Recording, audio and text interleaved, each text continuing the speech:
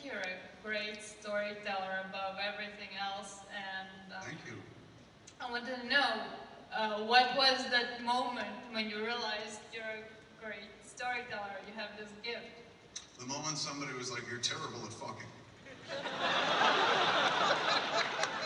And I was like, "Oh, wait a second," and I talked it into thinking I was good at it.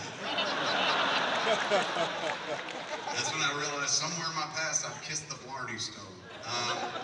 I don't know, man. I'm a fat guy, and generally all fat guys tend to be very oral. You know, when we think about the fat, in many ways, when we think about the kind of image of the fat guy, he's always jolly, he's always easy to be around, and he's generally a good storyteller and stuff like that. You know, just hold on to your food or else he'll take it.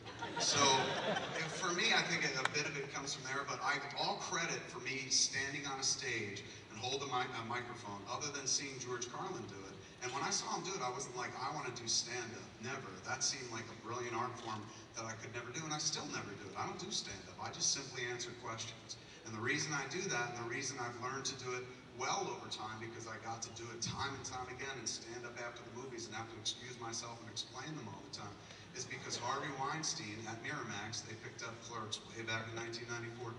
He had the brilliant idea. He's like, all of these low-budget movies that we pick up, they don't have any stars in them. You can't get somebody on a talk show if they haven't been in a TV show or a movie, nobody famous in them, the casts are unknown and stuff. But he realized, he's like, who is more entertaining? Who will advocate better for the movie than the actual filmmaker? He's like, all these crazy independent kids, they've got these wacky stories about what they did to get the movie made. He's like, that's interesting. He's like, put them out there. So people like Quentin, people like Robert Rodriguez, people like me, we got pushed to the forefront to advocate for our movies. And so I couldn't go out there and talk about filmmaking seriously because I wasn't good at it, you know, and it seemed ridiculous. Like I'd lucked into everything with Clerks and it just happened to take off, said the right thing at the right time and shit. But I never felt comfortable enough to go out there and be like, well, cinema is, like I still don't know what cinema is, you know? So for me, it made more sense to go out there and talk about the fun we had and how shit happened and whatnot. And you know, since I'd seen many people get up on stage over the years with a microphone in their hands, I knew the aim was always to like make them laugh sooner or later. So instead of going up there and answering the questions very seriously, or rather earnestly, because I'd always give them a serious answer, I would kind of go for the more anecdotal, funny thing, like tell them some story about something that happened on the set. And in doing that, like I found my voice, ironically enough, you know, because again, when you grow up heavy, I was a fat kid growing up and shit, you grow up heavy, you try to please everybody and shit. You want to make everybody happy so they don't beat up on the fat kid or point out that you're fat. So if you can make everyone happy, they forget you're fat. It's like an invisibility cloak of sorts and whatnot. So I try to keep the peace everywhere and whatnot. It was the same kind of thing there. Fuck, I hit a pothole. What were we talking about? Your storytelling. Storytelling.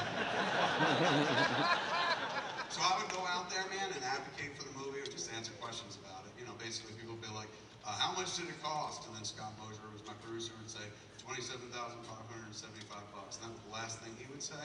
And then I would talk for the rest of the time and tell him about how we got the cactus shit on cue, you know, how I signed up for classes to get a cheap student discount card, and the class I signed up for was understanding your homosexuality and roast suckling pig. Two separate classes that allowed me to get a fucking pass to get some cheap film and shit like that. So I would tell them stories about how it happened, and you know, people like that sort of thing. And people like, oh, these kids didn't know nothing, somehow put it together and whatnot.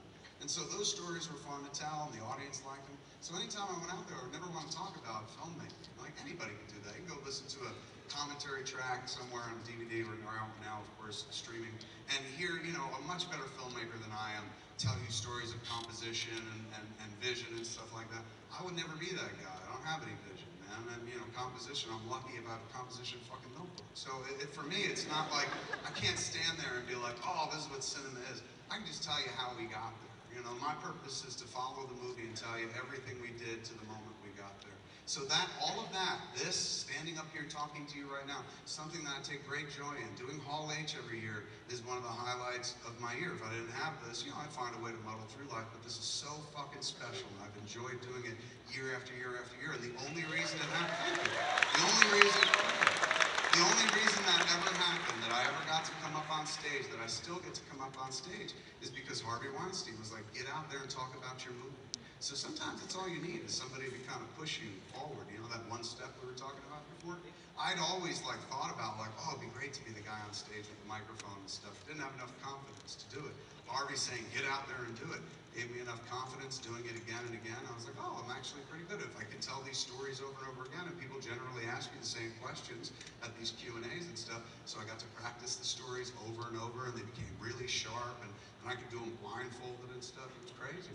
So it was all because of that guy. It's all because of Harvey Weinstein that I wound up with a microphone in my hand. And every time I see him, I remind him that.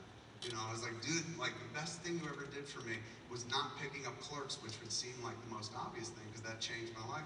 But it was the moment that you were like, go out there and talk about this movie, you know? And I was like, all right. And boom, that began. So that's why. That was the moment. I still don't know if I'm good at it. I know I can do it a lot. And if you talk at great lengths, people go, I assume he's good at it. He just does it so much. But, you know, the content varies from place to place. It depends, like what you're talking about. It's more about what's being said than, you know, content was quality, not quantity, so to speak. So I always try to put something in there that's useful as well. Thank you very much. Thank you. Right on.